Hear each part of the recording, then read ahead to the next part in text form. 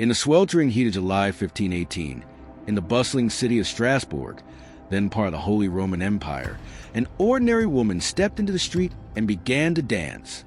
No music, no celebration, just a strange, uncontrollable urge to move. Her name was Frau Troffea. At first, her neighbors watched with a mix of curiosity and amusement. After all, what harm was there in a little spontaneous dancing? But as the hours passed, amusement turned into concern. Frau Troffea didn't stop. She danced through the day, through the night. Her feet bled, her body shook, yet something, no one knew what, kept her moving. Within days, others joined her. Dozens, then hundreds. Men, women, even children. By the end of the month, over 400 people were caught in the same bizarre trance, dancing uncontrollably in the streets of Strasbourg. Some collapsed from exhaustion. Some reportedly died from strokes or heart attacks. But they just kept dancing. The city tries to help by making things worse. As the plague of dancing spread, the city's leaders grew desperate. Strasbourg's council turned to doctors for answers, but these weren't ordinary physicians. In the early 16th century, medical science was, let's say, creative. The official diagnosis? Hot blood, a dangerous excess of heat and excitement inside the body. The solution? Let them dance it out. Yes, believing the dancers would recover, they simply exhausted the hot blood. The city built stages, hired musicians, and opened dance halls to contain the epidemic. They literally encouraged more dancing. Musicians played day and night. Dancers were led, sometimes carried, to public spaces. Crowds gathered, watching in horror as people convulsed and collapsed, often foaming at the mouth or twitching uncontrollably. But it didn't help. The feverish movements only intensified. So did the deaths. Some reports claim dozens died every day. Hearts giving out, bones breaking, people collapsing mid-step. The city of Strasbourg, once vibrant and full of life, had become a surreal, nightmarish ballroom of chaos. What caused the madness? Centuries later, historians and scientists still struggle to explain what really happened in Strasbourg that summer. One theory? Ergot poisoning. This fungus grows on damp rye and can produce a chemical similar to LSD. Some believe the townspeople accidentally ingested contaminated bread, triggering hallucinations and involuntary muscle spasms. It sounds plausible, until you remember this wasn't a small group. It was hundreds of people dancing for weeks. Another explanation? Mass hysteria, or more precisely, mass psychogenic illness. The year 1518 was one of famine, disease, and fear. Life was hard, unbearably hard, under extreme stress. Entire communities can fall into a trance-like state, mimicking behaviors unconsciously. Add in religious fervor and fear of divine punishment, and the body can respond in extraordinary ways. The people of Strasbourg believed in saints, miracles, and curses. Some blamed Saint Vitus, a saint associated with protection from dancing mania. They believed he had cursed the town, and that only devotion or punishment could lift the curse. And then there are the darker theories, that something more sinister, more supernatural, was at work. No one really knows. No records mention when the dancing stopped. It just faded, a city in a trance. Strasbourg had become a stage of suffering. Mothers danced while their children cried at their feet. Fathers collapsed in the streets, twitching in agony. Priests held mass, pleading for divine mercy, while the drums continued to beat in the background. Some dancers reportedly screamed in agony, begging for help, only to continue moving against their will as if possessed. Witnesses described blank stares, bloodied feet, and faces twisted in panic. The line between reality and madness blurred with each passing day. And then something strange began to happen. Some townspeople, those who hadn't been affected, started reporting their own symptoms. They felt dizzy, restless, afraid. Fear became contagious. It wasn't just a medical phenomenon. It was a psychological wildfire. A whole city, trapped in a nightmare it couldn't wake up from. Officials, desperate and humiliated, abandoned their earlier theories. No more musicians, no more dance halls. Instead, they turned to the church. The remaining dancers were loaded into wagons and taken on pilgrimage to a mountain shrine dedicated to Saint Vitus. There, they were made to wear red shoes, walk in circles, and offer prayers. For some, it worked. For others, the dance never truly left them.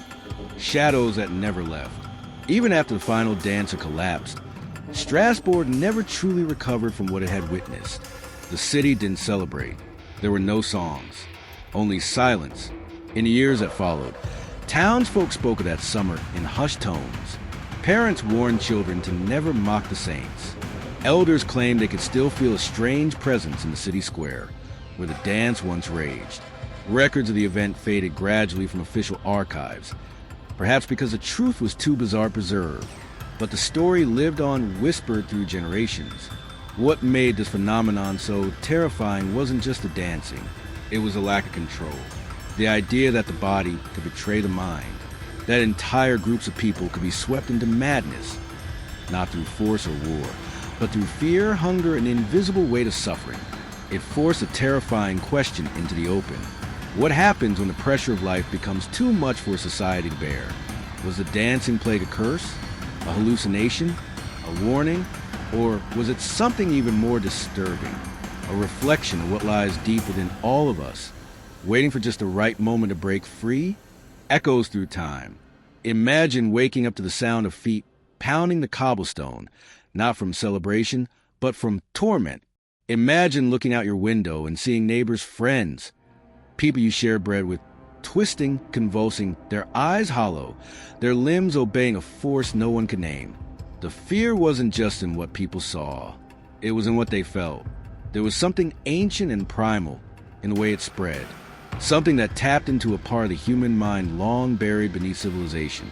And what's most haunting is this. It wasn't the first time. Before Strasbourg, other towns in Europe had experienced similar outbreaks of dancing mania.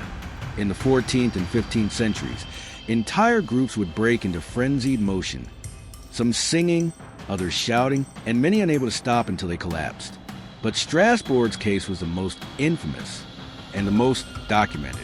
Yet even today, modern science struggles to fully explain what happened. Was it truly psychological? Was it spiritual? Or was it something that defies the lines we draw between reality and myth? And if it happened once, could it happen again?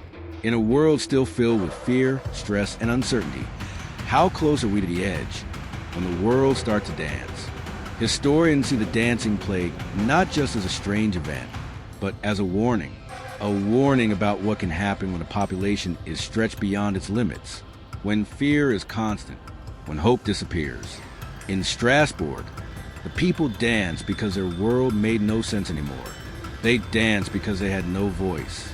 They danced because perhaps it was the only thing left their bodies knew how to do. In that way, the dancing plague wasn't just a tragedy. It was a language, a final cry for help from people drowning in silence. Today, we like to think we're immune to such madness. But are we? Modern society hides its own forms of dancing. Panic in the stock market, obsessive scrolling through endless feeds, protests that erupt into chaos, sudden, inexplicable waves of emotion that sweep entire populations. Fear, anger, euphoria, despair. We move together like flocks. We respond to unseen pressures. And sometimes we lose control. The rhythm of madness. There's a rhythm to every civilization. An invisible pulse that beats beneath the surface of daily life. In 1518, that rhythm twisted into something dark and uncontrollable. It dragged people from their homes and made them part of something they didn't understand. But what if we're still dancing? We chase trends we don't care about. We consume news until it paralyzes us. We follow algorithms like shepherds, never question the path, just moving, reacting, responding. Like the people of Strasbourg, we may not even realize we're caught in a pattern until it's too late. And what happens when too many of us are overwhelmed at once? What happens when modern stress reaches a breaking point? Will our version of the dance be different, more digital, more silent, but just as destructive? Or will we, like them, beg for it to stop, only to keep moving? The dancing plague of 1518 may seem absurd, a bizarre footnote in history, but it reveals something that still haunts us today. That under the right pressure, anyone can start to dance. A warning in disguise. History isn't just about what happened. It's about what keeps happening. The dancing plague of 1518 wasn't a story about dancing. It was about people pushed to the brink. People searching for release in a world that had forgotten how to listen. And maybe, in some strange way, they were right. Because when no one hears your voice, your body speaks for you. So the next time you see a sudden trend, a mass reaction, a wave of chaos sweeping across people, ask yourself, are we watching another kind of plague? And more importantly, are we already part of it? This was the story of the dancing plague of 1518. A mystery still unsolved, a mirror still reflecting. Don't forget to like, subscribe, and hit the bell icon for more strange, haunting stories from the past. Because sometimes the past isn't dead.